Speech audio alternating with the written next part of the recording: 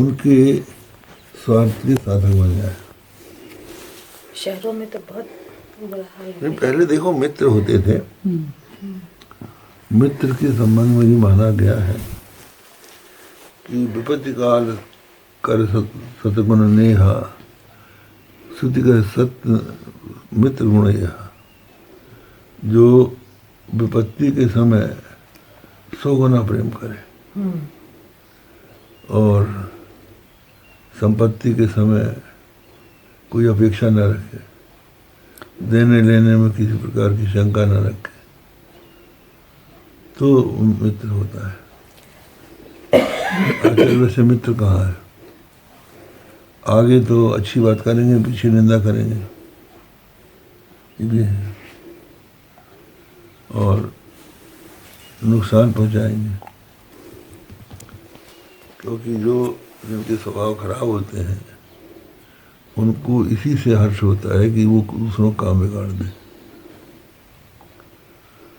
पर हित हानि लाभ जिन केरे उजड़े हरख विषाद घनेरे। खलों का लक्षण ही है कि दूसरों के हित की हत्या उनका लाभ है, और अगर कोई उजड़ जाता है तो उनको प्रसन्नता होती है, और कोई यदि संभल जाता है तो उनको दुख होता है कि बच क्यों गया। और कोई सुखी भी होता है तो उन्हें बहुत दुख होता है। हाँ, वही उजड़े हर विषाद घनेरे। तो ऐसी स्थिति में सच्चे मित्र कहाँ है? सच्चे मित्र है ही नहीं। आपकी किसी से मित्रता होगी तो रोज खाना पीना सिखाएगा, कोई नशा सिखा देगा, समझे नहीं? उससे आपकी मित्रता होगी तो वो आपको नाच गाने में ले जाएगा, गलत सिनेमा दिखाने में ले जाएगा, और अपनी तरफ से टिकट ले आएगा कि हमने आपका भी टिकट ले लिया है। अब आपको शर्म आएगी कि हम भी उसके लिए टिकट लाए। वो परस्पर होता है।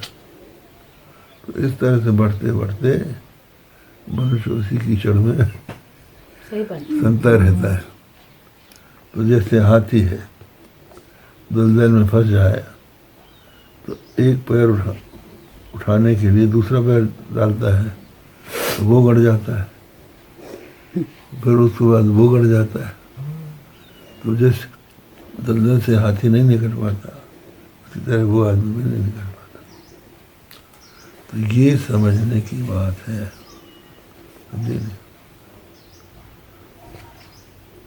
माता पिता बड़े बूढ़े ये फंसा के अलग हो जाते, विपत्ति में ये भी छोड़ देंगे। इसलिए मनुष्य को अपना उद्धार स्वयं करना चाहिए। उद्धरेदात्मनात्मानम नात्मानम अवसादे आत्मनो ही आत्मनो बंधु आत्मा रिपुरात्मना। अपने द्वारा अपना उद्धार करो, अपना विनाश मत करो। आत्मा ही आत्मा का बंधु है और आत्मा ही आत्मा का शत्रु है। तो ये बात है। जो पत्नी होती है वो पति की दास नहीं होती। अगर दास होती तो विवाह के समय बराबर कुर्सी में क्यों बैठा दी जाती है? फिर पति को कुर्सी में बैठना होता है, उसको नीचे बैठना चाहिए। वो दास नहीं बनाई गई, वो उसकी सहभागिनी बनाई गई है। इसलिए उसको अधिकार है कि वो अपने पत्नी को उचित सलाह दे। जब बाली सुग्रीव की ललकार पर घर से जाने लगा तो तारा ने समझाया कि देखिए इस समय आप सुग्रीव को निर्बल मत समझिए, क्योंकि उसके साथ उसके पीछे मैंने अपने बेटे से समझ लिया है कि दो बलवान राजकुमार है, उनके बल पे ही गरज रहा है। बलि नहीं माना तो भगवान ने कहा, मूढ़ तो ही अतिशय अभिमाना, नारी से खा मन सले से खाना। उसको इतना अभिमान था कि तेरी स्त्री ने तुझको बनाया। स्त्री जो है कभी अपने पति का अहित नहीं चाहेगी, वो हित की ही बात समझाएगी। तो उसका तुमने जो सही सलाह थी क्यों नहीं मानी? माने वो उसका सही सलाह देने की अधिकारिणी है।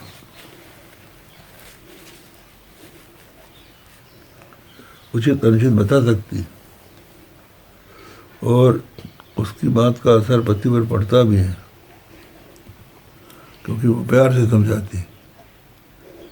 हम लोग जो है डांट के समझाएंगे, समझे नहीं, और पत्नी जो है प्यार से समझाएगी और रूठ भी जाएगी तो उसको मानना पड़ेगा। ये बात है। तो अगर आपके अंदर वो ताकत नहीं है तो आप भोगिए, और अगर वो है तो उसका प्रयोग कीजिए। ये हम लोग का कहना। हम लोग किसी घर नहीं बिगाड़ते, सुधारते हैं। ये तो बात हमने किसी के घर को, हमारे साथ जितने भी ब्रह्मचारी लोग हैं, घर किसी का नहीं छुड़ाया। नहीं। जब वो छोड़ के आ गए तब रख लिया है। हमने नहीं कहा कि तुम घर छोड़ के चले आओ, कभी ऐसा नहीं किया।